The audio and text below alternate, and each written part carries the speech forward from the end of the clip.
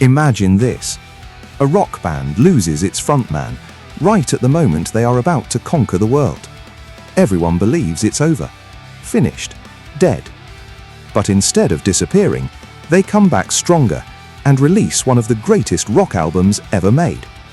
This is the story of AC/DC, the band that refused to die. When people talk about rock and roll, there are only a few names that truly feel immortal, and AC/DC is one of them. Explosive guitar riffs, raw energy, thunderous concerts. For more than 50 years, they have remained one of the biggest rock bands on Earth. The story begins in 1973 in Sydney, Australia. Two brothers from Scotland, Angus Young and Malcolm Young, decided to form a band. Their family had emigrated from Scotland to Australia in search of a better life. But what the young brothers discovered was music, loud music, dangerous music. The name AC/DC actually came from a sewing machine owned by their sister. Alternating current, direct current, electricity. And honestly, there could not have been a more perfect name, because from the very beginning, their music sounded like pure electrical power. In the 1970s, many rock bands were becoming glamorous. The clothes, the makeup, the theatrics. But AC/DC were different. They were rough, dirty, straight to the point. And then there was Angus Young, tiny in size, but absolutely explosive on stage. Angus Young began wearing a school uniform during performances simply because he thought it made him stand out. And somehow, it became one of the most iconic images in rock history. Meanwhile, Malcolm Young became the engine behind the band.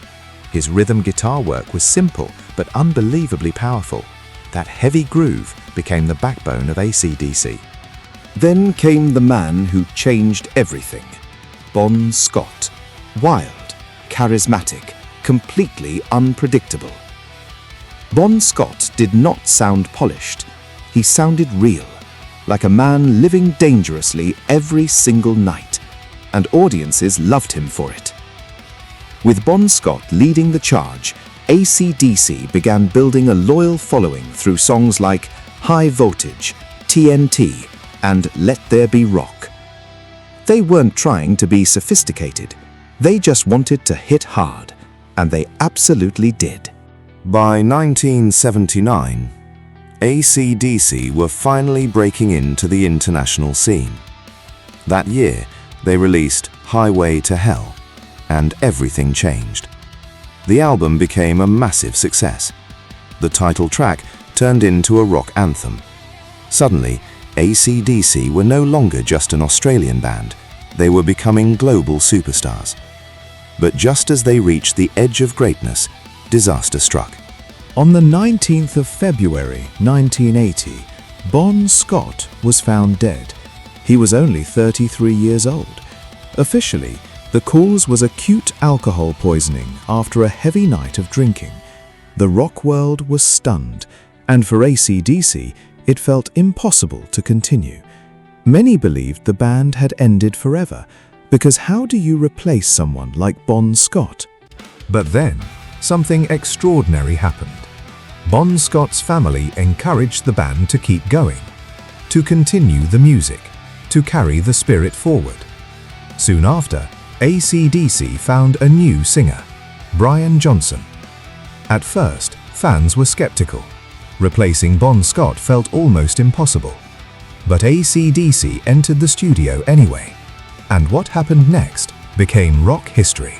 In 1980, AC/DC released Back in Black, a tribute to Bon Scott. Even the album cover was entirely black, a symbol of mourning. But the music? Absolutely colossal. Hell's Bells, Shoot to Thrill, You Shook Me All Night Long, Back in Black, one legendary track after another. The album exploded worldwide and became one of the best-selling albums in music history.